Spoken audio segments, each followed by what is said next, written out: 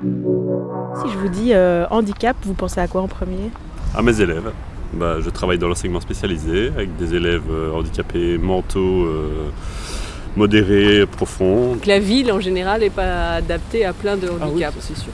Des handicaps physiques ou des coups du sort dans la vie. Des personnes qui sont pas comme nous, qui marchent pas comme nous, peut-être un bras en moins, une jambe en moins, des personnes qui parlent pas bien.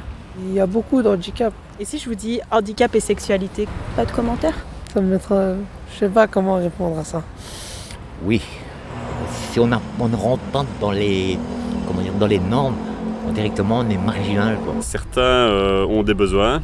Maintenant, la solution, on ne l'a pas vraiment. C'est compliqué pour les handicapés d'avoir une sexualité normale. Rencontrer quelqu'un et être en couple plus ou moins, des endroits où on fait venir des personnes spécialisées qui font ça pour les handicapés, quoi. C'est quand même un peu tabou, mais ça existe. Mais c'est compliqué pour eux, surtout si c'est mental, je pense, encore plus que physique. Si on considère le handicap comme une moindre autonomie, effectivement la sexualité ça paraît compliqué.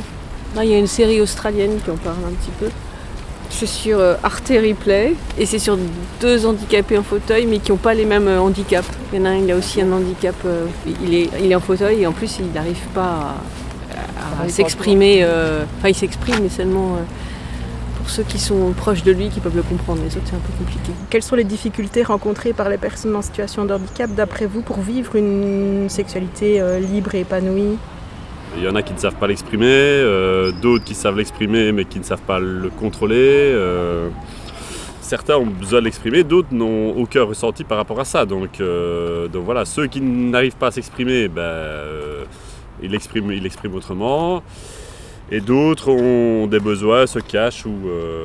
Déjà nouer une relation, et en plus, si elle peut durer, c'est encore mieux. Pour moi, la sexualité, ça va quand même avec des sentiments amoureux. Ça va être drôlement compliqué de se dire que la personne le fait vraiment pour moi en tant que personne, et pas pour se donner une bonne conscience. Trouver la bonne personne qui les accepte. Peut-être qu'ils répondent différemment, ils ont des besoins différents que ceux qui n'ont pas un handicap.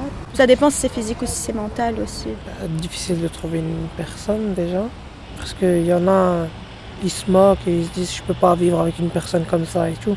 Alors que ça se trouve que tu pourras vivre ta vie meilleure avec la personne handicap que la personne ordinaire. Il faut regarder au fond d'elle, ce qu'elle a vécu, ce qu'elle a... Peut-être elle n'était pas handicapée et elle est devenue handicapée. À votre avis, justement, ça dit quoi, ça, de notre société? Il n'est vraiment pas adapté au handicap, ça c'est clair. Enfin, personnellement, j'ai un neveu qui est handicapé mental, lui pour le coup, pas physique. Parfois, il part dans des délires et c'est difficile quoi, de suivre. Enfin, c'est difficile. Et puis il peut avoir une apparence physique à certains moments de crise, il peut être repoussant. Ouais. À un moment, il ne se lavait pas du tout et ça veut dire que c'était... Donc même quand on est proche, c'est difficile. Alors on imagine quand c'est quelqu'un qui connaît pas depuis longtemps, c'est encore plus compliqué, quoi. Il faut beaucoup travailler encore parce qu'on est loin du compte. Il y en a beaucoup à un certain âge, normalement ils ne devraient pas se moquer, et ils se moquent encore, au lieu de montrer l'exemple. Et ça, c'est de l'humanité. Il y en a, ils regardent les gens se moquer de la personne, au lieu de venir intervenir et lui dire « ouais, c'est pas bien de te moquer et tout ».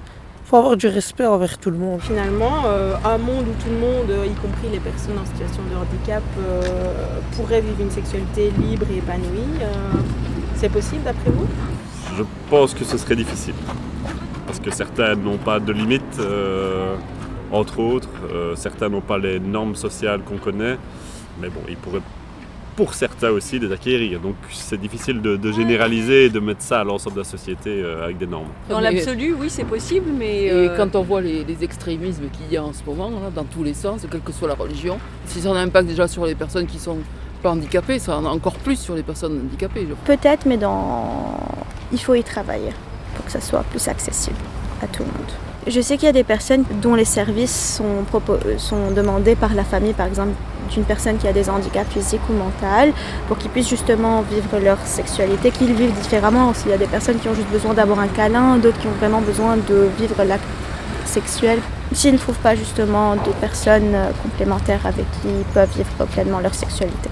La personne qui est en face, elle doit être ouverte. Si elle a honte, ça va jamais aller, il n'y aura jamais ça. Mais si elle n'a pas honte, ça existerait, oui.